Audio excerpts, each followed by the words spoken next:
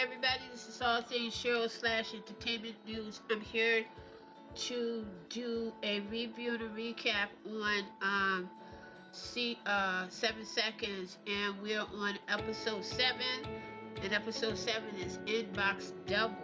We basically open up with a scene where we see that Latrice and Seth is basically in the car talking to each other.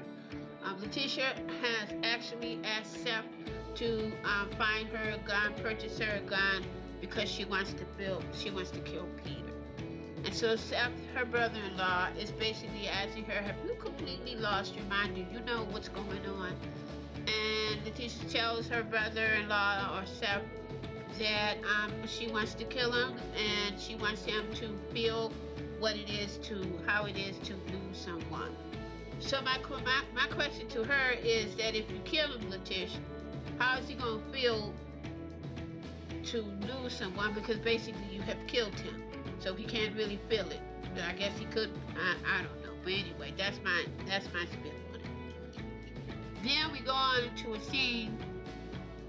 We basically see that Maria, who is Pete's wife, is basically in the house by herself.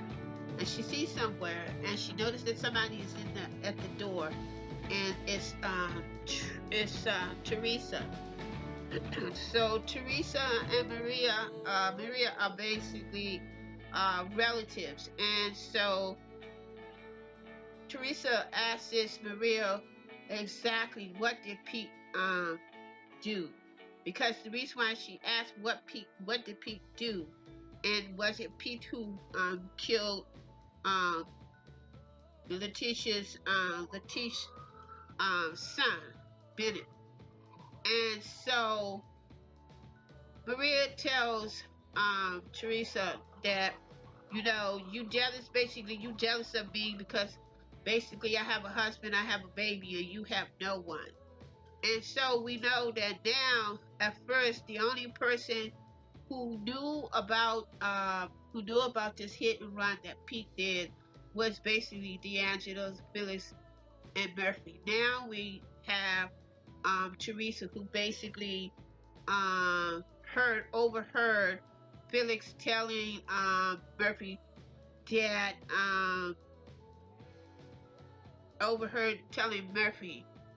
that Nadine is not dead, and that they basically have to do something to get rid of Nadine.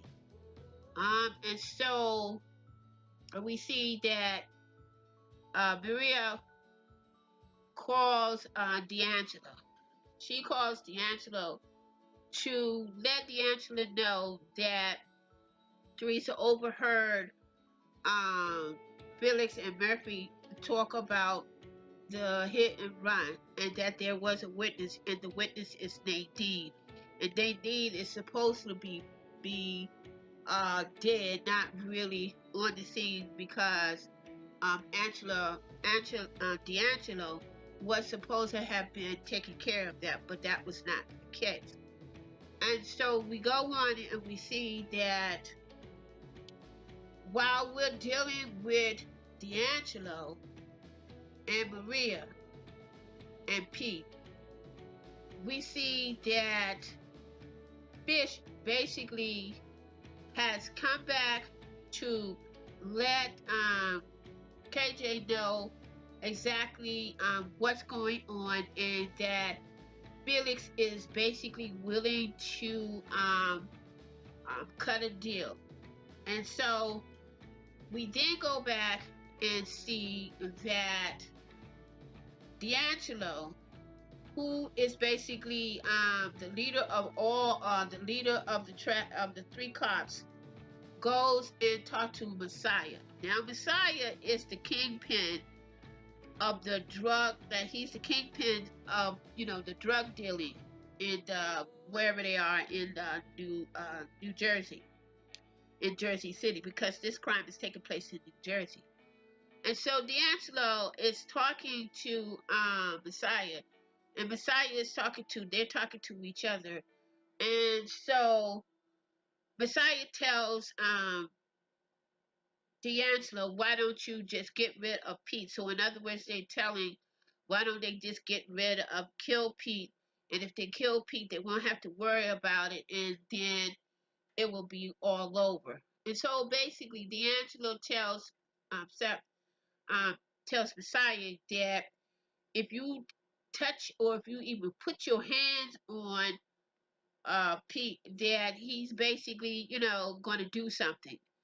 And so we go on and we see that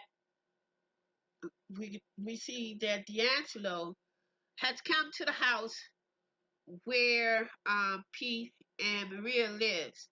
So D'Angelo tells Pete that basically he is going to have to leave. He's going to have to leave the city, and that's it. He's going to have to leave. Now Pete basically don't want to leave the city, but D'Angelo is telling him you're going to have to leave the city. And so we find out that um, Maria called D'Angelo's because Maria called D'Angelo to inform him that Teresa now knows that who basically that Pete hit um, Letitia's son. And so D'Angelo tells him that you're going to have to go. So he gives him money for them to leave the town and everything. In the meantime, we're back on the other side of town where we see that Seth and Latish are back in the car. And Latish, no, we see that Seth and Latish is basically walking in this alley. And so what happened was that Seth did purchase a gun. He went to Messiah, who he is working for, to get the gun. So he gets the gun from Messiah, and Messiah tells him that he really doesn't really have the balls or the guts to actually start killing people. But somehow Seth was able to get this gun. So he brings the gun back, and we see that Seth and Latish is walking. And so there's a dog that's locked up. And so Seth said, here's the gun. And give it to Latish and says, here, you want to shoot somebody, you want to kill somebody, shoot this dog. And so Latish looks at it like, nah, I can't shoot this dog. He said, well, I want you to see exactly how does it feel for you to take somebody else's life. As far as this dog is concerned, shoot the dog. Shoot the dog. And so she puts the gun in her hand, but basically she can't pull the trigger. And so Seth takes the gun, and he points the gun at the dog. And this is when Letitia slaps Seth's hand, and the gun goes off. Not towards the dog, but it goes off towards the ground. In the meantime, Seth lets the dog go, and the dog moves on. So in the meantime, we're basically back at and we're back on the other side of the town, and we see that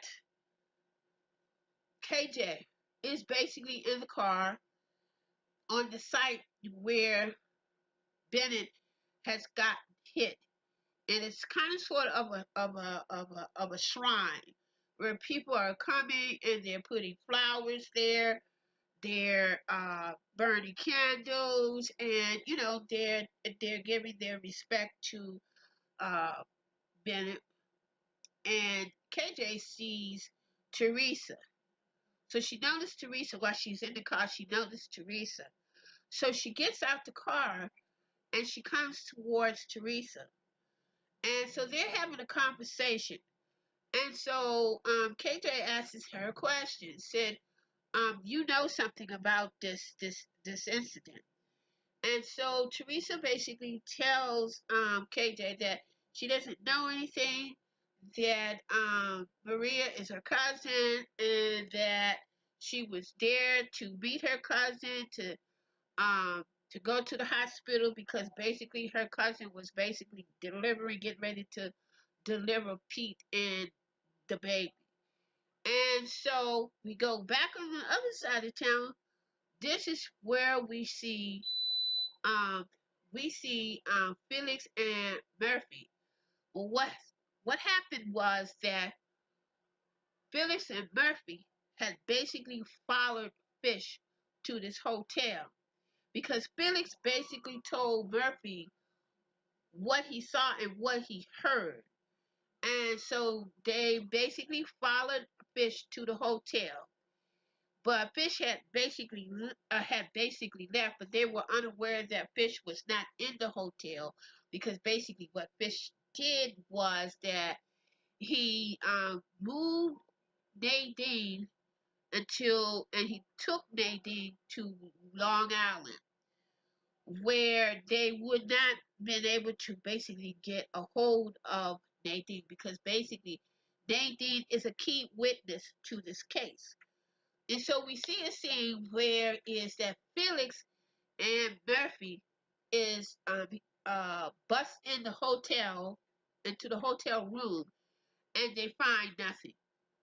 They find nothing. So at this time we are on another side of town at in Long Island, in somewhere in Long Island in New York, and we see Fish is basically talking to Nadine and telling Nadine is wondering why she is in Long Island. And Fish told Nadine, he said to her, I promise you that I will protect you. So basically, I had to remove you from here. It's because they are looking for you and they're trying to kill you. And so, of course, Nadine, Nadine, the young kids, young adults, she didn't want to go anywhere. And Fish says basically, look, you have two things. You can either get killed or you can stay here with my ex-wife. And so to move on, Nadine is now staying with Fish's ex-wife, and Fish's ex-wife is a also a detective.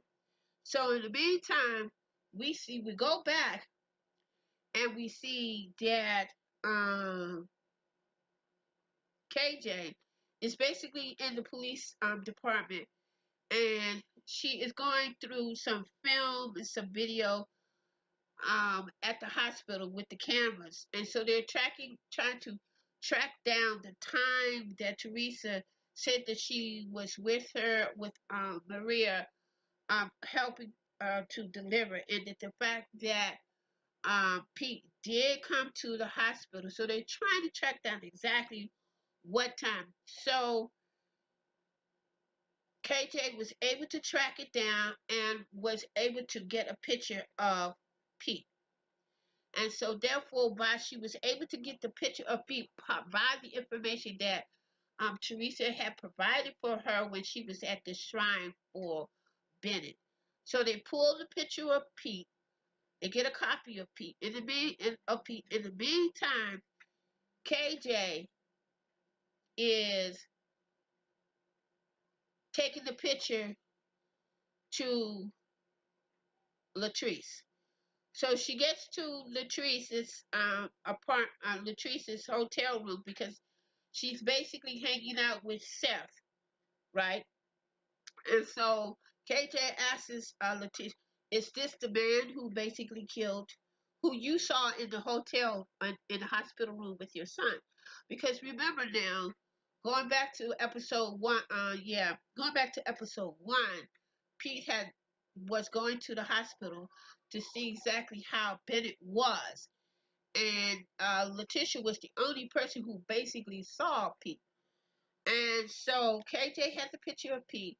She asks Latrice, "Is this the man who you saw in the hospital room?" And so at first, Latrice didn't really want to identify him. So she basically identified Pete as the person who killed her, who was in the hospital with her son.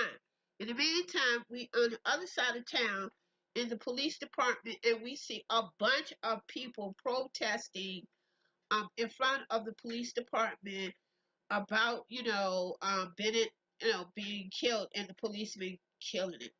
And so in the meantime, we see inside of the precinct, everybody is preparing and getting into their riot gear. And of course, we see Felix, Murphy, and D'Angelo are part of the riot policemen. Then what we see is that we see that before they get into the riot gear, we see that basically after D'Angelo told Pete that he would have to leave, we see Pete did not go anywhere. This man is he's not wrapped up tight. And so this man decided that he's not running, he's not going anywhere. So he's sitting in his house, and D'Angelo just happened to come into the house. I don't know why D'Angelo was in this man's house. But anyway, D'Angelo comes back to Pete's house, finds Pete in the house, and he's sitting in his son's room drinking a beer, getting drunk. So he tells D'Angelo, he says, "Look, I'm not going anywhere. I'm not running." He said, "I basically should have did what I started to do from the beginning, is to just go ahead and tell the truth." And so D'Angelo was basically really upset at the fact that Pete decided that he wasn't going to run. And so he said, and Pete gave him back his money. And so D'Angelo hugs Pete and said, "Okay, now Pete, D'Angelo goes into his car and he gets upset and he gets mad and everything. And he starts hitting at the car. The reason why he gets mad and upset is because he just called Messiah the kingpin, and basically he put a hit out on Pete. He put a hit out on Pete to be killed. But Pete does not know that there is a hit. That's how come I said this story is beautiful written, but it's also very racial. It's very biased, but it's good because basically this is exactly what goes on in these police departments and these justice system. They're crooked, and that's why people are the way they are, especially people of color, the way they are reacting now. But in the meantime, let me go back. I don't want to use my thought. And so he's really upset with himself. It's because he put a hit out on Pete, and Pete has no idea. In the meantime, we're going to go back into the police department and the precinct. We see Seth. Seth is basically sitting in the police department. Now, we get a call. There's a call coming, and it's KJ. And KJ tells Fish, is asking, um, you need to get a hold of Seth because Seth is coming to kill Pete, and you need to try to stop this. And so basically, we see Seth coming to the police department asking for Pete, and they tell him that he's not there, but sit down and he will be there. And in the meantime, in another part of town, we see that Letitia has identified Pete. And so KJ calls back and said that Letitia has identified Pete by the picture. She gave KJ Pete's name and everything, and so she tells Fish, and so she alerts the police department. In the meantime, we see that Felix and Murphy were in their riot gear coming into the police department, and this is when the captain called for the two of them to come and to talk to them. In the meantime, we see uh, Fish is basically talking to Seth because Seth is basically sitting on the bench with his hands in the pocket. And so Fish is thinking that he has a gun. And then we find out that he doesn't have a gun. He pulls out a picture of his nephew and says that he wants to show it to Pete so he can see the person who he hit and left in the ditch. We see in the meantime we're still in the this is going to be long. We're still in the police department, and we see that Felix and Murphy has been arrested. In the meantime, we also see that Fish is basically in the precincts too, after making sure that Seth does not get any problems or anything. So Seth is on his way back home or wherever he's going to go. In the meantime, we see that Isaiah, and I haven't mentioned Isaiah in a while. We see Isaiah. Isaiah is basically have went to the spot where Bennett's friend, his childhood friend, is there because Bennett's childhood friend is a dope dealer, and they were friends. They were very, very close friends. And so Isaiah comes up on his Bennett's friend and said that he would like to know a little bit about or more about his son and the reason why his son was basically hanging with the crew. And this is when the young fella says, well, basically, your son, Bennett, did not have the guts. He did not have the feel to do this kind of work, to do this. He wasn't built for it. So we know that Bennett was not a part of that gang, but they associated him with it because simply that because he has a friend who is a part of the gang, but he isn't. So we go back on the other side of town. In the meantime, Isaiah has no idea what's going on. He does not know that Pete has been locked up, who was responsible for his son's death. So he does not know it. Now, in the meantime, we're back on the other side of town where we see that KJ is at Pete's house, and Maria, his wife, had warned Pete to basically run because they're looking for him. So Pete decides that he's not going to run. And so what he does is that he goes to see his son. And this is where we see Letitia, the Bennett's mother, um, standing there. And so KJ asks her, says, well, why are you here? You don't need to be here.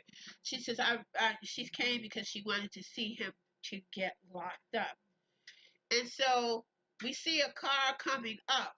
And basically what we see, while we see this car coming up, KJ is waving for the car to go ahead, go ahead. But the car basically stopped in front of KJ. And the person who gets out the car is Pete. Pete puts up his hand, and basically KJ reads him his rights.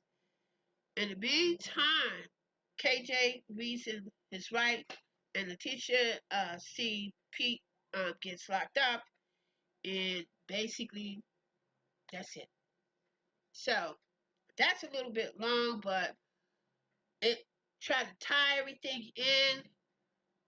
This is getting ready. Now we know that this is what we know, and this is what you all should know. Pete has been identified as the person who basically did the hit and run of Bennett, Isaiah, and Letitia's son.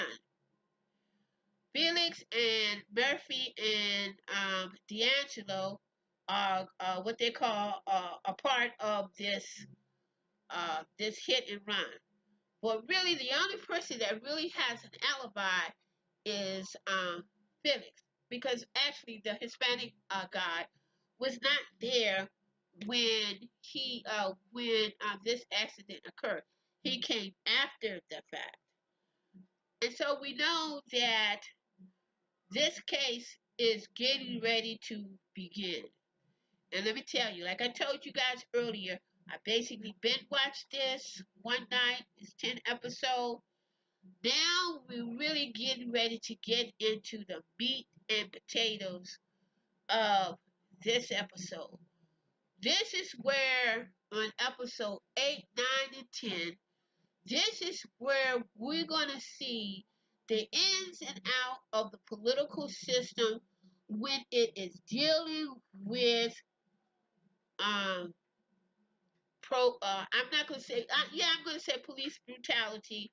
I'm gonna say bias within the criminal system, and I'm also gonna say um crooked crooked lawyers and the police department, and basically how they really really do stick together. And to the million time, y'all know the deal. This is really really good, and I hope y'all hang in there. You know the deal. Click subscribe, share, comment, and hit the like buttons. Now you wanna hit the notification button. The reason why you want to hit the notification button is because you'll never know, because when I'm gonna come up and when I'm gonna pop out with a new video of news, entertainment, and reviews. So until the next time, hit that subscribe button, hit that notification button, share, and do some like, and most of all, comment. Let me know what's going on. Let me know what you think. Let me know what you want me to do. Until the next time, I'm going to tell everybody today is Saturday. Tomorrow is those who celebrate is Easter, and I'm going to say Happy Easter and ciao for now. Peace and love, and remember, love is for everyone.